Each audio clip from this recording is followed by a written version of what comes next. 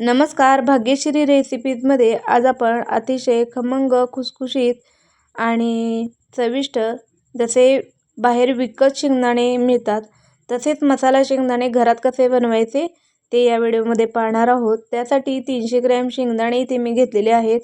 1 वाटी बेसन पीठ म्हणजे चणा डाळीचं पीठ देखील इथे मी घेतलेलं आहे। 2 चमचे तांदळाचं पीठ घेतलेलं आहे, त्यामुळे शेंगदाणे छान खुसखुशीत व्हायला मदत होते। घरगुती लाल मिरची पावडर इथे मी 2 चमचा घेतलेले आहे, यामुळे थोडेसे शेंगदाणे स्पायसी होतील।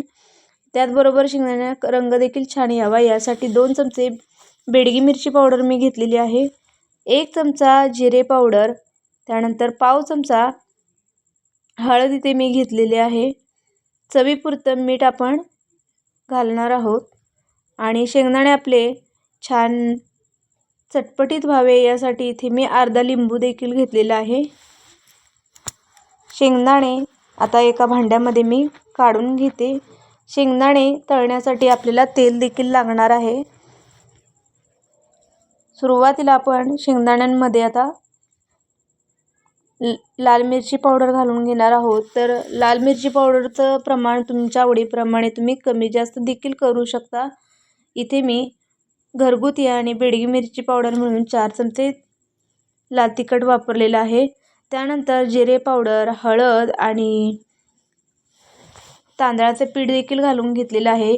बेसन पीठ घालत असताना मात्र सगळं पीठ एका वेळेला न घालता थोडंसं पीठ मी बाजूला काढून ठेवलेलं आहे। आपण नंतर ते मिक्स करणार आहोत यामध्ये। आता आपण अर्धा लिंबू यावरती छान असा पिळून घेऊया। लिंबू मोठा होता आणि रस देखील भरपूर होता, त्यामुळे मी अर्धाच लिंबू यामध्ये वापरलेला आहे। आणि आता कोरडेच मसाले आणि पीठ आपण शेंगदाण्यांवरती छान असे पहिल्यांदा मिक्स करून घ्यायचे आहेत। आणि पाणी घालताना मात्र आपण पाणी एकदम ओतायचं नाही, कारण शेंगदाण्यांवरती हे मसाले पीठ फक्त कोट झाले पाहिजेत एवढंच आपल्याला पाणी यामध्ये घालायचं आहे। तर सुरुवातीला तुम्ही बघितलेलं आहे की थोडंसं पाणी शिंपडूनच मी या पद्धतीने छान असं मिक्स करून घेतलेलं आहे। आता चवीपुरतं मीठ घातलेलं आहे मी यामध्ये। बेसन पीठ जे आपण शिल्लक ठेवलं होतं त्यातलं थोडंसं बेसन पीठ पुन्हा मी यामध्ये घालून हे आता छान मिक्स करून घेणार आहे। तर राहिलेले पीठ देखील मी यामध्ये सगळं घालणार आहे, पण हे थोडंसं एकजीव करून घेतल्यानंतर तर सगळं बेसन पीठ इथे मी छान आता लावून घेतलेलं आहे शेंगदाण्यांवरती।